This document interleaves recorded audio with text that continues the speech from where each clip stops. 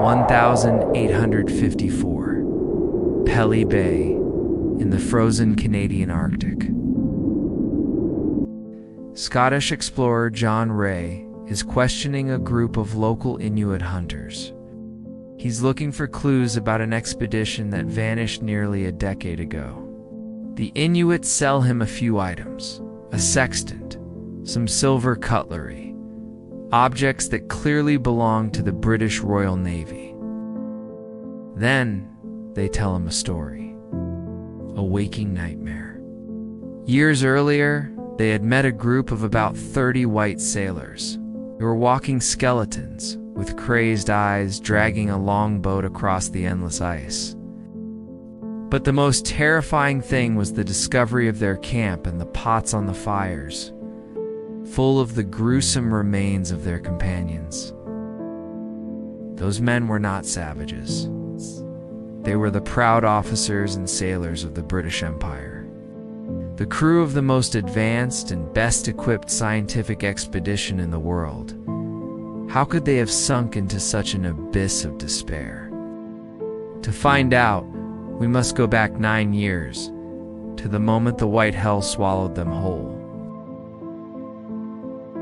If you love incredible true stories the world tried to forget, subscribe to the channel now. Leave a like and a comment to support this project. Every gesture is essential.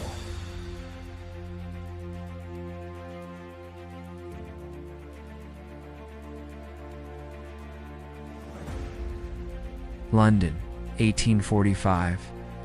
Victorian England is at the apex of its power. There is only one last, great geographical challenge left: to find the mythical Northwest Passage, a sea route through the Arctic. For this mission, the Admiralty spares no expense. 2 ships are chosen, the HMS Erebus and HMS Terror.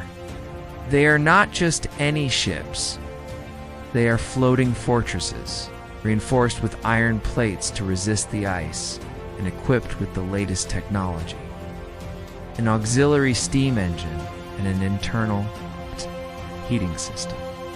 On board canned food for 3 years, they seem invincible. In command, a national hero, Sir John Franklin, an experienced and respected explorer. The crew is composed of 128 of the Royal Navy's finest men. There is an air of triumph even before departure. In July 1845, the 2 ships are last sighted by a whaler in Baffin Bay. Then, silence. A year passes. No news. 2 years pass. No news. The Admiralty is not worried at first. Franklin had supplies for 3 years. But when the 3rd year also expires, anxiety in London turns to panic. Where did the most powerful expedition ever sent to the Arctic go? Here, another heroic figure enters the stage: Lady Jane Franklin. Refusing to accept the loss of her husband, she uses her fortune and influence to finance one search expedition after another. For over a decade, the Arctic is teeming with rescue ships. They find some clues, but no trace of the ships or the fate of the crew. The first real crack in the wall of silence comes not from British explorers, but from the tales of the people who call the ice their home. In 1854, Scottish explorer John Ray is mapping the Arctic coast when he encounters an Inuit hunter. The man is wearing a gold-capped band that clearly belongs to a Royal Navy officer. Alarmed, Ray begins to ask questions, trading goods for information, and the stories he collects are a nightmare. The Inuit speak of encountering, years earlier, a group of about 40 white men. They were skeletal, desperate, and struggling to drag a longboat over the ice, hundreds of kilometers from any open water. Through gestures, they indicated their ships had been crushed by the ice, and they were marching south in search of food. But the worst part came later. Later, the hunters found that group's final camp.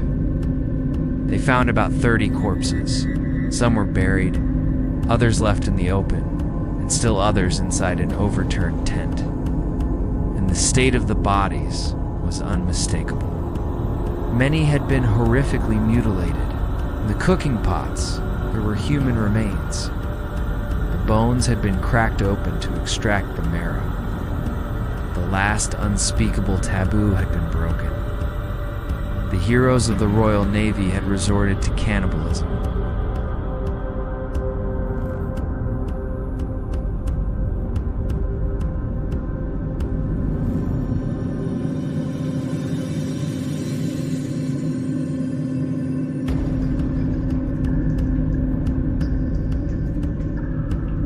When John Ray brought these stories back to London, the reaction was violent.